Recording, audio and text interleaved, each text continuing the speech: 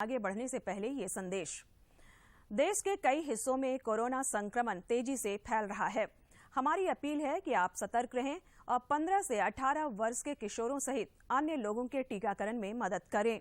Corona virus के नए स्वरूप ओमिक्रॉन से चिंता बढ़ी है। सुरक्षित रहने के लिए कृपया 3 सरल उपायों का पालन अवश्य करें।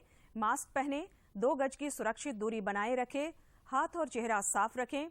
कोविड से संबंधित किसी भी जानकारी और मार्गदर्शन के लिए राष्ट्रीय हेल्पलाइन नंबर 0112397846 और 1075 पर संपर्क करें। और अब समाचार विस्तार से। संसद के बजट सत्र के पहले चरण के तहत आज राज्यसभा की कार्यवाही 14 मार्च तक के लिए स्थगित कर दी गई। उपसभापति हरिवंश ने कहा कि बजट सत्र का पहला भाग सुचारू रूप से संपन्न हुआ और सदन में निर्धारित समय से आधे घंटे अधिक कार्य किया गया।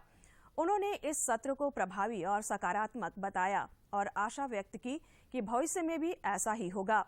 इससे पहले राज्यसभा में वित्त मंत्री निर्मला सीतारमण ने बजट पर चर्चा का जवाब देते हुए कहा है कि वर्ष 2022-23 का बजट दूरदर्शी है और इसमें अगले 25 वर्षों के लिए स्थिरता तथा आधुनिक ढांचागत सुविधाओं के निर्माण का प्रावधान किया गया है।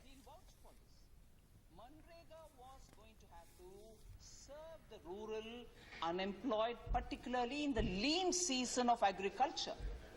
When agriculture activities are at its peak, it was safely assumed people will find jobs in the agricultural activity. And particularly in the drought-prone areas, when agricultural activity, unfortunately, because of climatic and other has become only annually one couple of months in an entire month of 12, in an entire year of 12 months, it had confined itself to only those, rain-fed 3-4 months, 5 months, and so on. The rest of the year, people were remaining unemployed, and therefore, this what was brought in to bring in succor. And in that, therefore, whenever demand was going to come up, it was to be funded. That's exactly what we are doing. And therefore, to think that if you had not put it at the BE stage itself, and then you let them suffer, is entirely wrong. BE stage, we gave the money, and just see what happened during 2020-21, sir. The total monies given for Manrega crossed 1,11,000 crores. It was given by us. Bhajpa सांसद सुनील सिंह ने लोकसभा में शून्यकाल के दौरान mob lynching के शिकार हुए हजारीबाग के रुपेश पांडे का मामला उठाया। के समय झारखंड में सांप्रदायिक भीड़ द्वारा रुपेश पांडे की हत्या कर दी गई। 17 वर्षीय रुपेश पांडे जो सिकंदर पांडे का पुत्र था, वो विसर्जन के जुलूस में जा रहा था और सांप्रदायिक शक्तियां जो वहां धर्मांध लोग थे, उन्होंने सरस्वती पूजा के उस विसर्जन के जुलूस को घेर कर सरेआम नृशंस हत्या की, परंतु उसको बुरी तरह से पीटा गया और अस्पताल जाने पर उसको मृत घोषित कर दिया गया। ये हिंसक हमला था, ये मॉब लिंचिंग के अपराध में आता है, लेकिन राज्य सरकार इसको मॉब लिंचिंग से बचाकर तुष्टीकरण के आधार पर इस पूरे घटना को किसी तरह से समाप्त करना चाह रही है। इधर भाजपा के राष्ट्रीय उपाध्यक्ष रघुवर दास ने भी रुपेश पांडे की मौत पर दुख व्यक्त किया है। श्री दास ने मृतक के परिजनों से भी मुलाकात की और कहा कि इस दुख की घड़ी में पार्टी परिवार के साथ खड़ी है। उन्होंने मृतक के परिजनों को न्याय दिलाने का भी भरोसा दिलाया।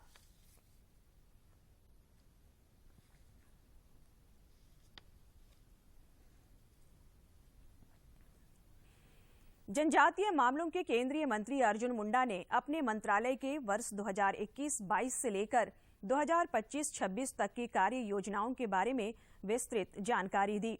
श्री मुंडा ने आज दिल्ली स्थित अपने आवास में पत्रकारों से बातचीत में कहा कि जनजातीय कार्य मंत्रालय में प्रधानमंत्री नरेंद्र मोदी के नेतृत्व में जनजातीय समाज के समग्र विकास की दृष्टि से कार्य प्रारंभ हुआ है। उन्होंने कहा कि नए उत्साह और नए लक्ष्य के साथ 36,428 जनजाति बहुल गांवों को एकीकृत विकास के लिए चिन्हित किया गया है। शिक्षा, स्वास्थ्य, सुरक्षा, पोषण और रोजगार को ध्यान में रखकर आगामी योजनाओं का क्रियान्वयन होगा। केंद्रीय स्वास्थ्य मंत्रालय ने कहा है कि देश में कोरोना संक्रमितों की दैनिक औसत संख्या में लगातार कमी आ रही है। पिछले 24 घंटे में 58,000 से अधिक नए मामले दर्ज किए गए। इस समय देश में 6,97,802 रोगियों का इलाज चल रहा है। पिछले 24 घंटे में 657 लोगों की मौत हुई है। अब तक 74 करोड़ 78 लाख से ज्यादा कोविड नमूनों की जांच की जा चुकी है। पिछले 24 घंटे में 14,91,000 से ज्यादा जांच की गई।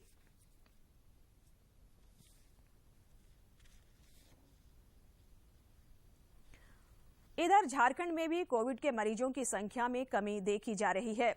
रांची में पिछले 24 घंटे के दौरान कोविड के 35 नए संक्रमितों की पहचान की गई है, जबकि 49 संक्रमित स्वस्थ भी हुए हैं।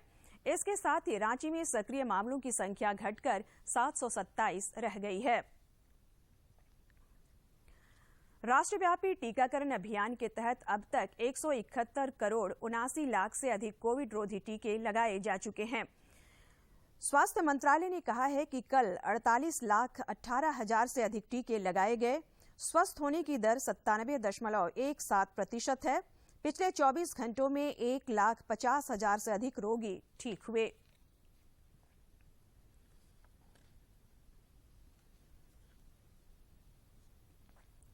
मेदिनीनगर सदर प्रखंड के दूबिया खाड़ में राजा मेदिनी राय की स्मृति में आज से 2 दिवसीय आदिवासी महाकुंभ मेला की शुरुआत हो गई।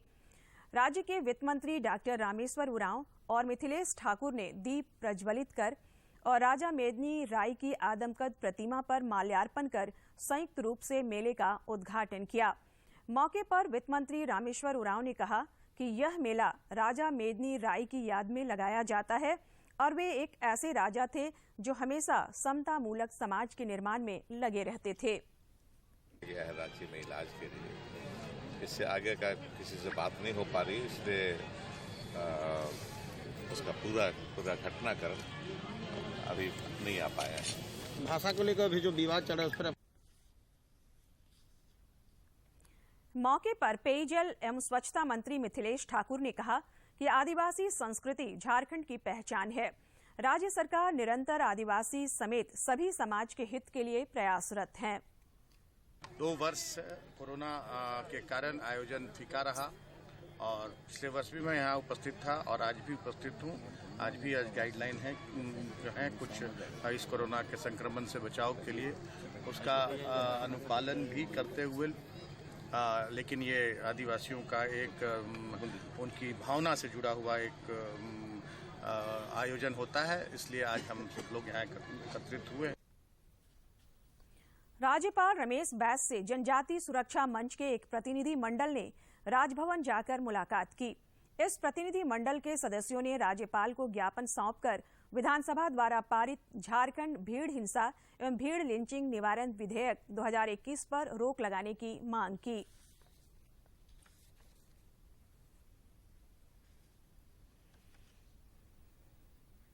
झारखंड लोक सेवा आयोग ने 7वीं जेपीएससी पीटी परीक्षा परिणाम को संशोधित कर फिर से निकालने के लिए झारखंड हाईकोर्ट से अनुमति मांगी है। याचिकाकर्ता के अधिवक्ता अमृतांश वत्स ने बताया कि जेपीएससी ने हाईकोर्ट में आवेदन देकर संशोधित रिजल्ट निकालने देने की अनुमति मांगी है। प्रदेश भाजपा नेताओं के एक शिष्टमंडल ने आज राजभवन जाकर राज्यपाल रमेश बैस से मुलाकात की। इस प्रतिनिधि मंडल में भाजपा के राष्ट्रीय उपाध्यक्ष रघुवर दास भी शामिल थे। उन्होंने कल ही यह घोषणा की थी कि पत्थर खनन लीज मामले में हुई गड़बड़ी से राज्यपाल को अवगत कराया जाएगा।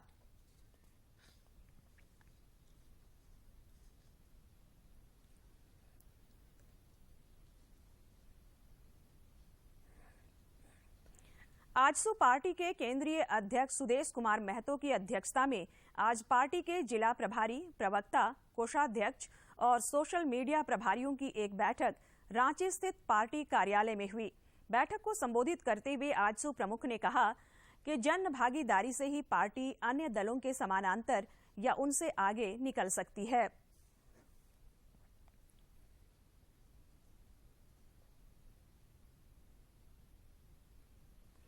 पत्रकारों से बातचीत में पार्टी के केंद्रीय प्रवक्ता देवशरण भगत ने कहा कि पार्टी का लक्ष्य 1 लाख सक्रिय कार्यकर्ता और 10 लाख सामान्य कार्यकर्ता बनाने की है, जिसकी समीक्षा बैठक के दौरान की गई। इसके अलावा पार्टी के भावी कार्यक्रमों की भी रूपरेखा तय की गई। अभियान का शुभारंभ हुआ।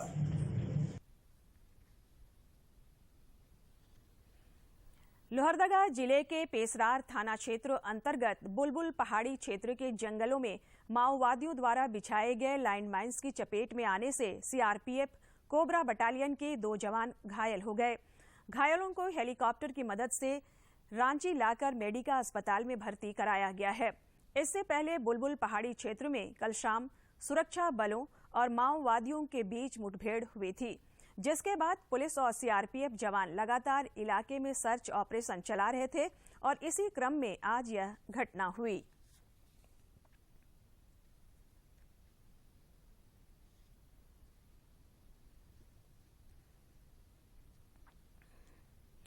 पलामू पुलिस ने एक महिला माओवादी को गिरफ्तार किया है, जबकि उसका पति फरार है। पुलिस गिरफ्त में आई महिला के पास से लेवी के वसूले गए रुपये भी बरामद किए गए हैं। पुलिस को जानकारी मिली थी कि लावादाग गांव के रहने वाले माओवादी सदस्य नारायण यादव और उनकी पत्नी बसंती देवी व्यवसायियों और ठेकेदारों से लेवी वसूलने का काम कर रहे हैं। राजधानी रांची समेत राज्य भर के विभिन्न जिलों में न्यूनतम तापमान में गिरावट दर्ज की गई है। मौसम विज्ञान केंद्र रांची के अनुसार आगामी 15 फरवरी तक आमतौर पर मौसम शुष्क रहेगा। हालांकि 16 फरवरी को राज्य के कई इलाकों में हल्के से मध्यम दर्जे की बारिश की संभावना है। प्रदेश भारतीय जनता पार्टी की ओर से आज पंडित दीनदयाल की पुण्यतिथि समर्पण दिवस के रूप में मनाई गई। इस मौके पर रांची स्थित पार्टी मुख्यालय में उनके चित्र पर माल्यार्पण किया गया। मौके पर भाजपा विधायक दल के नेता बाबूलाल मरांडी ने कहा कि लोगों को पंडित दीनदयाल की जीवनी से प्रेरणा लेनी चाहिए। पुण्यतिथि हम सब समर्पण दिवस के रूप में हम सब मनाते हैं और समर्पण से ही सारी कुछ समझ में आ जाता है कि एक तो जैसे कहा कि अपनी श्रद्धा से हम पार्टी के लिए सब कुछ जितना कुछ भी हम समर्पित कर सके हमें समर्पण रखना चाहिए। लेकिन उससे बड़े समर्पण तो हमें समाज के लिए, देश के लिए हमें अपने आप को समर्पित करना चाहिए। वो सबसे बड़ा समर्पण होता है। और अब कुछ खबर राज्य के विभिन्न जिलों से।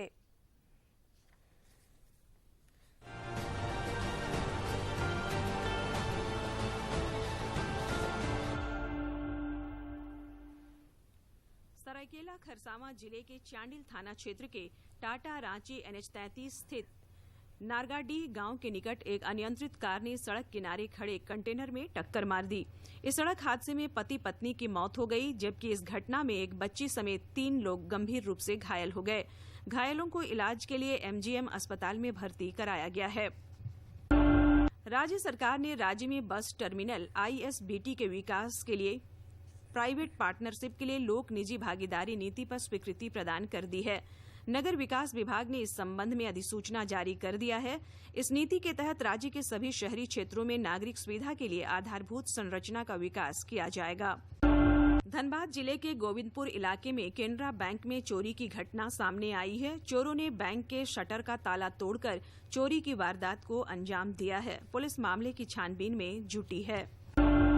राज्य के सबसे बड़े अस्पताल रिम्स के डॉक्टरों ने जटिल से जटिल ऑपरेशन कर कई लोगों को जीवन दान दिया है। अब एक बार फिर रिम्स से एक अच्छी खबर आ रही है, जहां एक नहीं बल्कि 2 बड़े सर्जरी को सफल बनाकर डॉक्टरों ने नया कीर्तिमान रचा है। पहला ऑपरेशन म्यूकरमाइकोसिस से संक्रमित एक मरीज का है, जिसकी स्थिति काफी नाजुक थी। वहीं दूसरी ओपन हार्ट सर्जरी थी। रांची स्थित HEC में अतिक्रमण को देखते हुए प्रबंधन ने सख्त कदम उठाना शुरू किया है, जिसे लेकर प्रबंधन ने अतिक्रमण रोकने के लिए सिक्योरिटी टीम बनाई है। टीम को दिशा निर्देश दिए गए हैं कि जिस क्षेत्र में भी अवैध निर्माण हो रहा है उसे तुरंत रोका जाए। राजधानी रांची में सड़क हादसे में कल देर रात एक युवक की मौत हो गई है। शहर के सदर थाना क्षेत्र में एक तेज रफ्तार ने डिलीवरी बॉय को कुचल दिया। इस हादसे में डिलीवरी बॉय की मौके पर ही दर्दनाक मौत हो गई। रामगढ़ जिले के बरकाकाना थाना क्षेत्र के हेहल स्थित मां छिन्नमस्तिका स्पंज आयरन फैक्ट्री के पास तालाब में 2 सगे भाइयों की डूबने से मौत हो गई है। घटना के बाद परिजनों का रो रो कर बुरा हाल है और पूरे गांव में मातम का माहौल बन गया है। पुलिस ने दोनों शवों को पोस्टमार्टम के लिए भेज दिया है। गढ़वा जिले के नगर उंटारी थाना क्षेत्र के मरचवार गांव में फूड पॉइजनिंग से एक ही परिवार के 2 बच्चों की मौत हो गई और 2 बच्चे की स्थिति गंभीर है। बोकारो जिले में गोमिया थाना क्षेत्र के गैरवाडीह ग्राम के एक घर में मां और बेटी का शव फंदे से झूलता मिला है। सुबह जब आसपास के लोग महिला के घर के पास से गुजर रहे थे तो घटना की जानकारी मिली। पुलिस मामले की छानबीन में जुटी है। पूर्वी सिंहभूम के उपायुक्त सूरज कुमार के निर्देश पर जिले में अवैध खनन के खिलाफ अभियान चलाया जा रहा है। इसी कड़ी में जमशेदपुर के सुंदरनगर थाना क्षेत्र में कल देर रात माइनिंग इंस्पेक्टर राहुल कुमार के नेतृत्व में चलाए गए छापामारी अभियान में बिना कागजात के 9 हाइवा पकड़ा गया।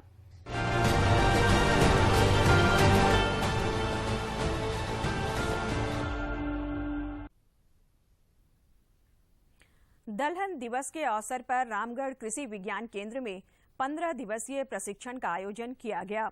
इस आयोजन में झारखंड के 14 जिलों के 47 कृषक उत्पादक समूह के सदस्यों ने भाग लिया। कृषि विज्ञान केंद्र के प्रभारी वैज्ञानिक डॉक्टर दुष्यंत राघव ने बताया कि प्रशिक्षण के बाद को फर्टिलाइजर के व्यवसाय का लाइसेंस दिया जाएगा। इससे तकनीक के क्षेत्र में उनकी भागीदारी बढ़ेगी। लग रही है उपयोगी जब हम प्रोडक्शन करते हैं वहां भी टॉक्सिक एलिमेंट से उसका उत्सर्जन करता है। तो सिर्फ जैविक करना है ये संभव नहीं है, क्योंकि जैविक खाद में है जो पौधे को इंस्टेंट अगर न्यूट्रिएंट चाहिए तो इंस्टेंट मिलेगा, और जो फसल लेते हैं या दलहनी फसल है या धानी फसल है, पोषक तत्व चाहिए, किसी को जिंक चाहिए, सल्फर चाहिए, या पोषक तत्व चाहिए, किसी को जिंक चाहिए, सल्फर चाहिए, या इसलिए हम लोग रिकमेंड करते हैं कि आप दोनों खाद का प्रयोग करें और इसका इम्पैक्ट क्या होगा कि हमारे जो पर्यावरण है वो भी।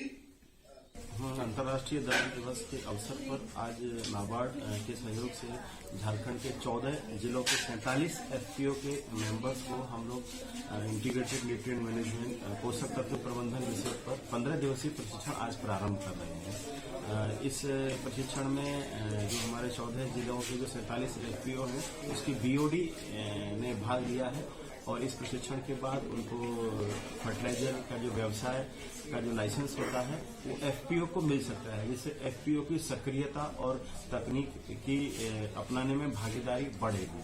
और इस दिन को चुनने का महत्व इसलिए है क्योंकि हमारे झारखंड में धान की कटाई के बाद बहुत सारी जमीन पड़ती रह जाती है और दलहन उत्पादन की बहुत अधिक संभावनाएं हैं। कार्यक्रम का आयोजन किया जा रहा है। इस कार्यक्रम का उद्देश्य है कि किसानों के जो संगठन है एफपीओ के रूप में उनको 15 दिन का प्रशिक्षण दे करके और उनको जो लाइसेंस मिलना है खाद बीज और कीटनाशक का वो मिल पाए, ताकि किसानों को अच्छे गुणवत्ता वाले खाद बीज और कीटनाशक समय पे मिल पाए।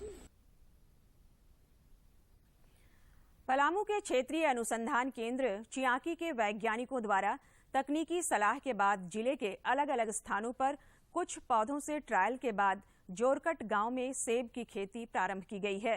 प्रमंडलीय आयुक्त जटाशंकर चौधरी ने कहा कि व्यावसायिक खेती से क्षेत्र के किसानों को और अधिक मुनाफा मिलेगा।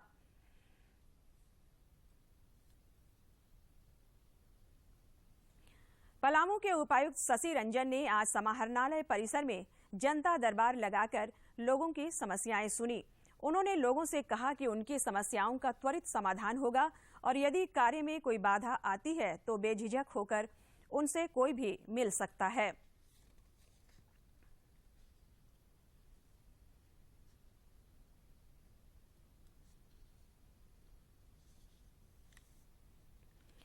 आजादी के सफर की आज की कड़ी में जानिए अवध साम्राज्य पर ब्रिटिश सरकार ने कैसे किया कब्जा।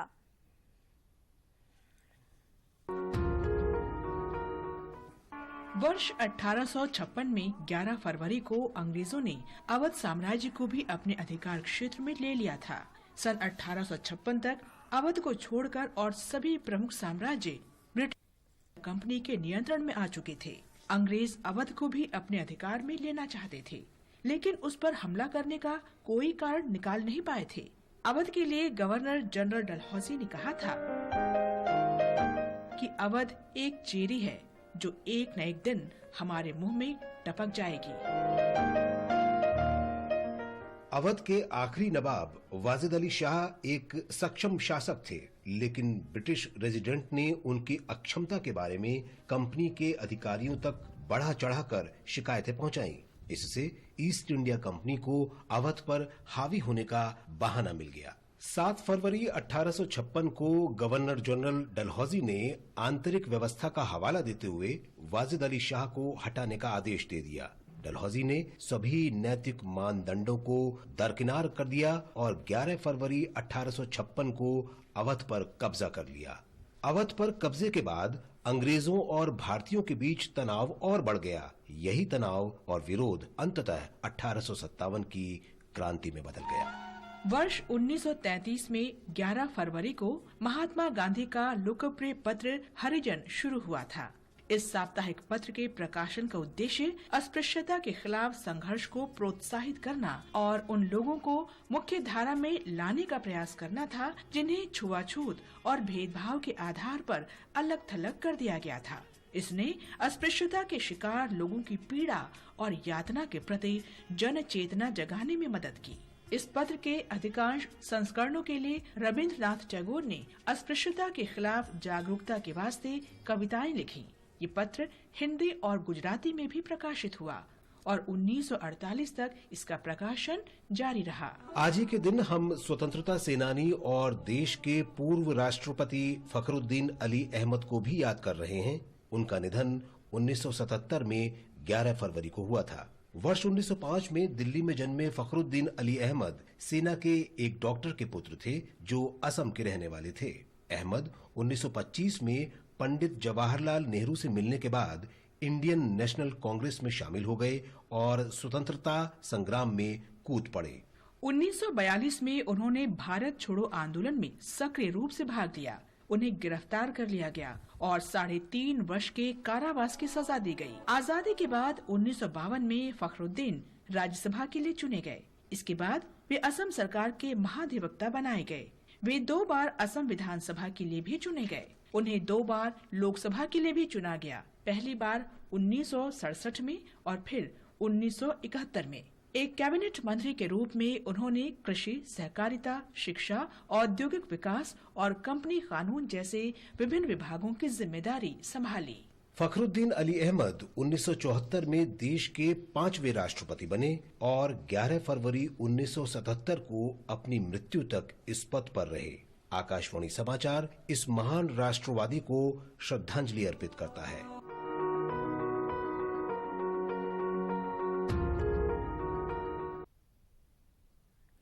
नई दिल्ली के राष्ट्रपति भवन कल मुगल गार्डन कल आम लोगों के लिए खोल दिया जाएगा, जो 16 मार्च तक खुला रहेगा।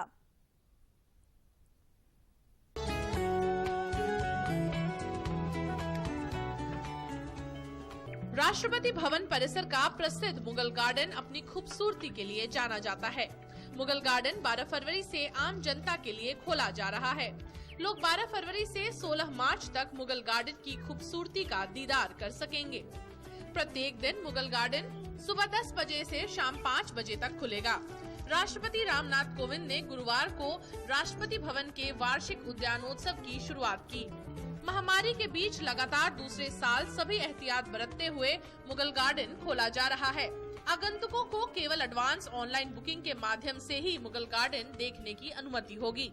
लोग यहाँ पे आने के लिए ऑनलाइन बुकिंग के द्वारा ही आ सकते हैं। वॉक इन एंट्री इस बार नहीं है, क्योंकि हम लास्ट ईयर की पिछले साल की तरह ही कोविड प्रोटोकॉल का सम्मान कर रहे हैं और ऑनलाइन बुकिंग rb.nic.in से जाकर के की जा सकती है। सवेरे 10 बजे से शाम 5 बजे तक ही खुला रहेगा। ये 7 स्लॉट में डिवाइड किया हुआ है। एक स्लॉट 1 घंटे का है जिसमें 100 लोग आ सकते हैं। मुगल गार्डन में इस बार 11 किस्म के लगभग 10,000 ट्यूलिप के फूल मौजूद हैं। 138 तरह के गुलाब और 70 किस्म के सीजनल फूल आगंतुकों का स्वागत करेंगे। महामारी के दौरान औषधीय पौधों के लिए नागरिकों की बढ़ती रुचि को ध्यान में रखते हुए औषधीय महत्व के पौधों से युक्त हर्बल उद्यान आकर्षण का केंद्र है। 11 प्रकार की ट्यूलिप्स हमारे मुगल गार्डन्स में आए, अलग अलग कलर के हैं। ट्यूलिप्स के अलावा भी बहुत सारी वैरायटीज हैं फूलों की जो आप देख सकती हैं। 138 प्रकार के गुलाब हैं अलग अलग रंगों में। और भी गार्डन्स उनको भी हम खोलते हैं और उसमें हर्बल गार्डन एक बहुत ही अच्छा गार्डन है जहाँ पे अनेक प्रकार की औषधियों के पौधे हैं। 70 वैरायटीज की जो है सीजनल फ्लावर्स हैं, जैसे जिसमें मेन है स्टॉक जिसको कहते हैं माइथोला इंकाना, ये काफ़ी खुशबूदार होता है। सीड कलेक्शन से लेकर के और सोइंग से लेकर के बाद में तक फ्लावरिंग तक पूरे जो है पूरे साल भर लगना पड़ता है, तब जाके गार्डन तैयार होता है। और ये मुगल गार्डन जो है विशेषकर ये है कि और गार्डनों से ये भिन्न है, इसलिए है इसमें ट्रीज भी हैं, इसमें परमानेंट फीचर जैसे ट्रीज हैं, क्रीपर्स हैं, श्रब्स हैं। और अब आखिर में इस बुलेटिन के मुख्य समाचार एक बार फिर। बजट सत्र के पहले चरण के अंतिम दिन राज्यसभा में केंद्रीय वित्त मंत्री निर्मला सीतारमण ने कहा, कोविड महामारी के बावजूद देश की मुद्रास्फीति दर 6.2% रही।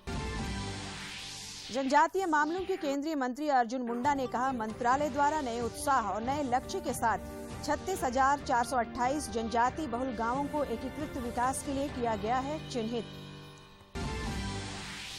पलामू में मंत्री रामेश्वर उरांव और मिथिलेश ठाकुर ने 2 दिवसीय आदिवासी महाकुंभ मेला का किया उद्घाटन, करोड़ों रुपए की परिसंपत्तियों का किया वितरण।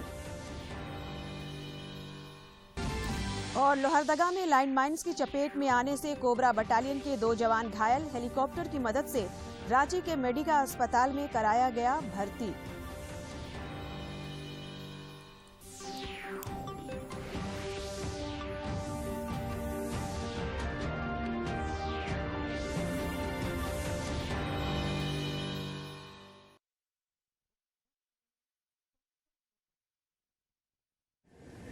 माँ कब आएगा?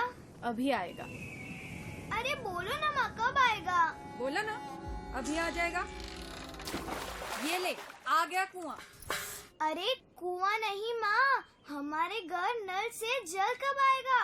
नल से जल? अरे गुड्डी बहुत जल्दी आएगा पानी। जल जीवन मिशन आ चुका है। हम 1 कदम उठाएंगे तो सरकार 10 कदम उठाएगी। सच? तुम्हारे मुंह में घी शक्कर। घी शक्कर नहीं माँ, स्वच्छ जल। 2024 तक देश के सभी 19 करोड़ घरों में पहुंचेगा पीने का साफ पानी। अब होगा हर घर जल। जल जीवन मिशन, जल शक्ति मंत्रालय, भारत सरकार।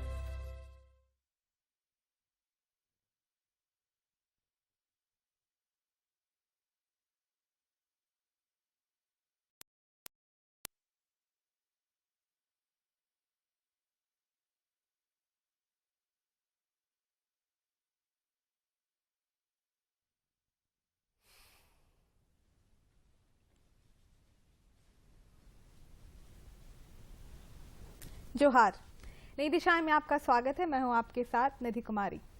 जेंडर इक्वालिटी यानी पुरुष और महिला समानता, हमारे कॉन्स्टिट्यूशन में जेंडर के बेसिस पे किसी भी तरीके का डिस्क्रिमिनेशन नहीं किया गया है। जो अपॉर्चुनिटी पुरुष वर्ग को दी गई है वही अपॉर्चुनिटी महिलाओं को भी दी गई है। लेकिन अगर हम समाज पर एक नज़र डालें तो हवा थोड़ी बदली बदली नज़र आती है। महिलाओं की साथ जो भेदभाव है वो फिर चाहे घर में हो, सड़कों पर हो या फिर कार्यस्थल पर, एक आम बात ये होकर सामने आती है। और उसके साथ ही महिलाओं से संबंधित जो सामाजिक समस्याएं हैं वो अभी के वक्त में एक बहुत ही चिंता का विषय है।